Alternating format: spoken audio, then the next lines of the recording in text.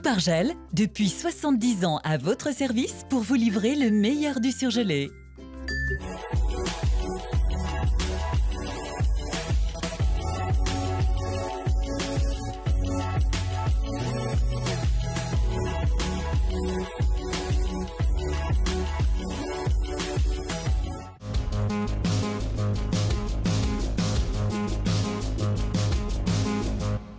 Nouvelle alerte à la pollution sur le Lyonnais, les écologistes réclament des mesures plus fortes. Retour sur l'explosion entendue hier, il s'agissait d'un Mirage 2000 passant le mur du son. Enfin, le plus vieux magasin de costumes de théâtre à Lyon vend l'ensemble de son stock. Un nuage gris qui recouvre l'agglomération lyonnaise. Depuis hier, un épisode de pollution aux particules fines est en cours dans la capitale des Gaules. La préfecture a pris des mesures en abaissant notamment la vitesse de 20 km/h sur les grands axes. Mais pour certains élus, il faut aller plus loin. Aujourd'hui, effectivement, on est dans une crise aiguë liée à des inversions climatiques et qui montre qu'on est toujours en surproduction de polluants. Les situations d'urgence comme la circulation alternée peuvent être positifs, à condition en face de donner des gratuités en matière de transport collectif pour permettre aux citoyens de se déplacer dans les meilleures conditions. Il y a des progrès que nous faisons en matière de transport collectif sur l'agglomération lyonnaise. Il y a encore des choses à faire. Des choses à faire dans le but de réduire surtout les risques pour la santé, la pollution provoquant principalement des gènes respiratoires. J'ai un petit peu d'asthme, certainement dû à la pollution. Je vais avoir les yeux qui vont être un petit peu plus secs, je vais avoir des légères douleurs, vous savez, un petit peu comme un rhume. Je ressens ça effectivement au niveau respiratoire, et puis les odeurs de gazole, etc. sont beaucoup plus perceptibles et je suis sensible à ça. C'est la 5e fois depuis le 1er janvier que la ville de Lyon est placée en alerte pollution. L'épisode actuel pourrait durer toute la semaine. Retour sur le bang supersonique entendu hier sur la région lyonnaise qui a fait croire à une explosion. Il s'agissait en fait d'un Mirage 2000 qui a passé le mur du son pour un vol d'entraînement au-dessus des 10 000 mètres d'altitude réglementaire. Le plus souvent, ça ne s'entend pas ou à peine. Et il se trouve en effet, comme hier, que quelquefois, il y a des conjonctions de paramètres météo et de trajectoires qui font que l'onde de choc est perçue jusqu'au sol. Et d'où les questions de nos compatriotes. Voilà. Mais l'avion était bien au-dessus des 10 000 mètres requis. Absolument.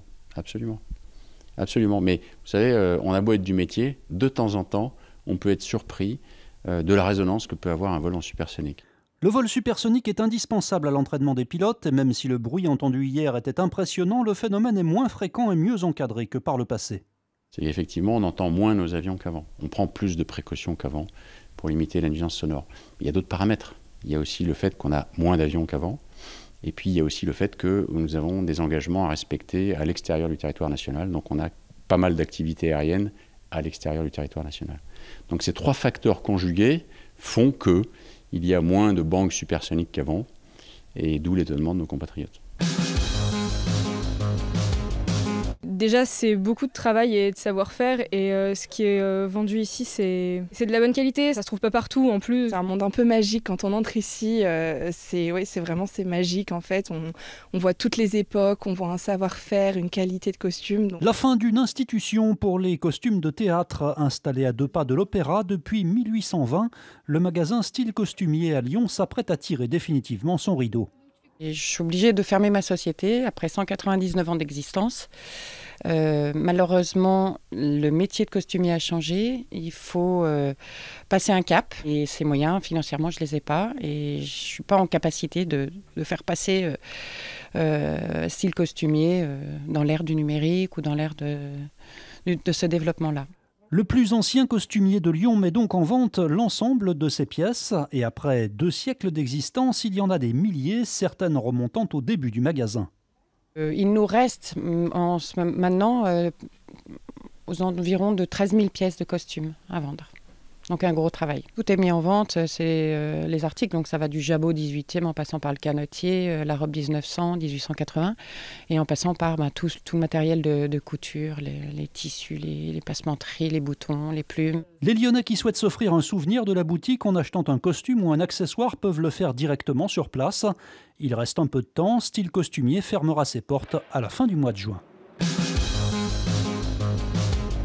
Les vacances au ski, ce peut être aussi l'occasion d'assister à du grand spectacle. C'était ce week-end à Saint-Pierre-de-Chartreuse avec la Coupe de France de ski de boss. Un bon coup de pub pour cette petite station, l'une des plus proches de Lyon. On est sur une station familiale, mais avec des jeunes qui sautent de plus en plus de boss. Donc voilà, ça fait un bon coup de projecteur sur cette discipline-là, avec Perrine Lafont, qu'on connaît bien et qui a fait des podiums aux Jeux Olympiques et à la Coupe du Monde.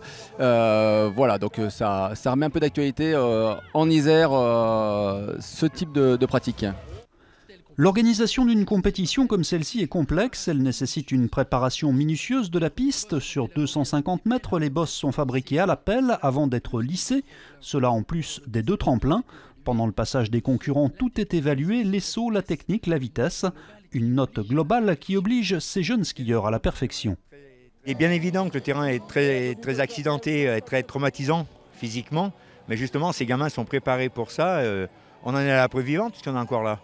Donc on est des précurseurs, mais pour ces gamins-là, c'est du pain béni parce que justement, ils peuvent faire ce qu'ils ont envie de faire, le plaisir de skier.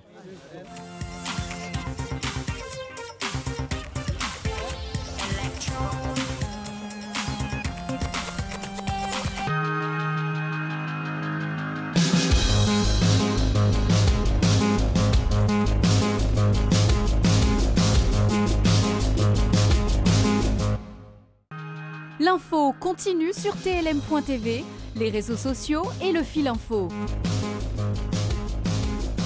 La météo